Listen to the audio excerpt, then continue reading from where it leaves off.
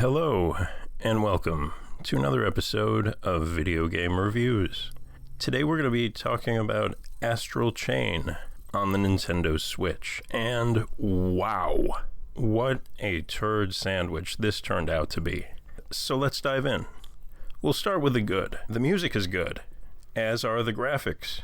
In both of those cases, it's really an understatement. Like, the music is really pretty darn cool for the most part, and the presentation or the graphical style is unique, might be a strong word, but it's a nice look. It's definitely a strong presentation in that sense. Unfortunately, that presentation is pretty much ruined by the camera, which seems to be strapped to the head of a rabid weasel on meth. So that's an enormous problem, and honestly it seems like a relatively easy fix, but I could be wrong. Regardless, it's an absolutely necessary fix. Like, this is not optional. So why that hasn't been implemented, I really don't understand. You know, they've moved on to other projects, I guess. Now, the combat system here could have actually been really enjoyable, but with these camera issues present, it just isn't.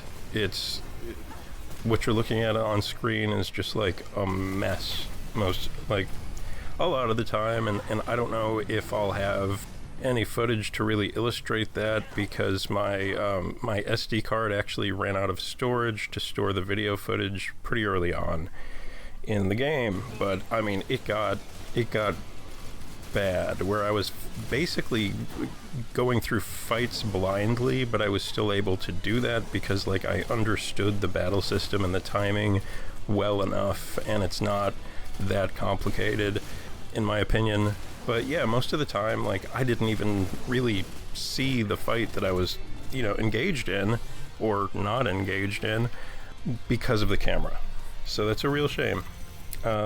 Anyway, so we're going to move on from those presentation elements to the story and the characters, which I would describe as basically illustrating everything that is wrong with stereotypical anime tropes, in my opinion. The characters basically have no personality. Their designs, visually, now the graphics are good, but the character designs I found to be like pretty generic anime designs, but then beyond the visual component, like, their personalities are just non-existent and not compelling in the least. And then, another similarity that I've found with a lot of kind of stereotypical anime is that basically they try to pull off these plot twists and sort of tragic, dramatic moments without really, it seems, without any understanding of how to pull that off.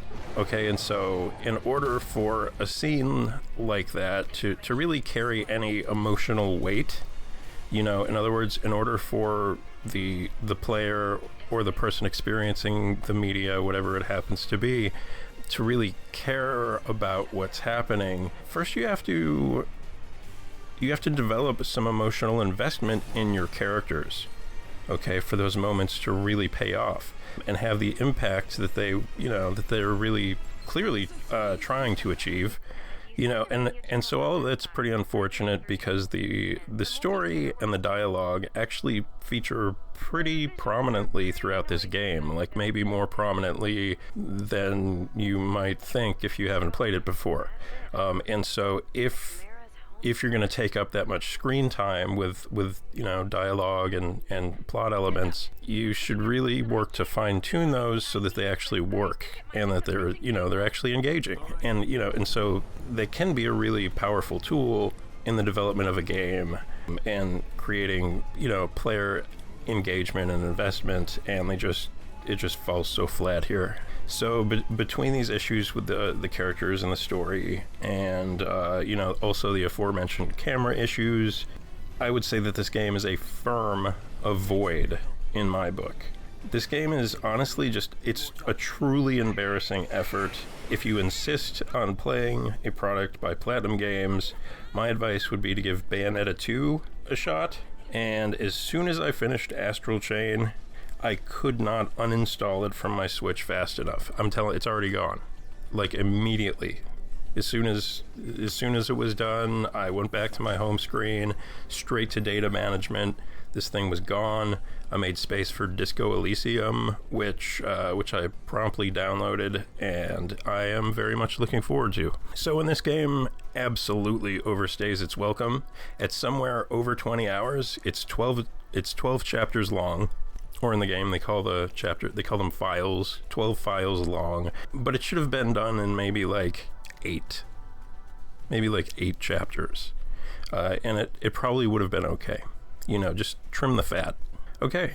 And then it's also got that stereotypical hallmark of Japanese developed games where you think you've finally trudged through to the end, and it's all, this is the final boss. No, this is the final boss. No, really, this is him. Oh, but wait, now it's time for my true form. No, but seriously, guys, this is my true form. For real, I swear. So anyways, I know this game looks kind of cool. It really does. You know, and it's tempting to pick up, but it's just tedious nonsense, in my opinion. Thanks for watching. Click all the YouTube buttons if you're so inclined, and I'll see you next time, whenever that may be. Bye-bye.